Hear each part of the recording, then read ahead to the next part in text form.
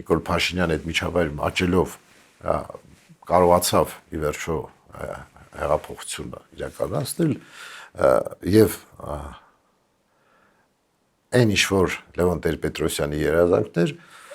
եթե իրականացներ եւ դրանով հանդերձ նաեւ կարողանար իր մեծ ակնածանքը պահեր առաջին նախագահի նկատմամբ, միգուցե հնարավոր է, որ այս խնդիրները չառաջանային, բայց մի կետից, երբ որ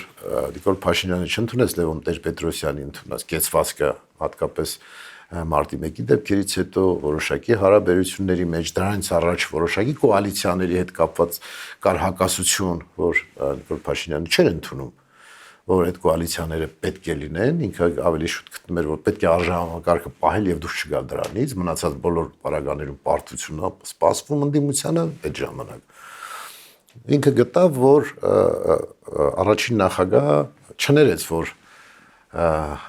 Նիկոլ Փաշինյանը լինելով իր կարելի ասել գաղափարների կրողը եւ ավելի երիտասարդ, կարծես խուսափեց իր հետ հետագա համագործակցությունից։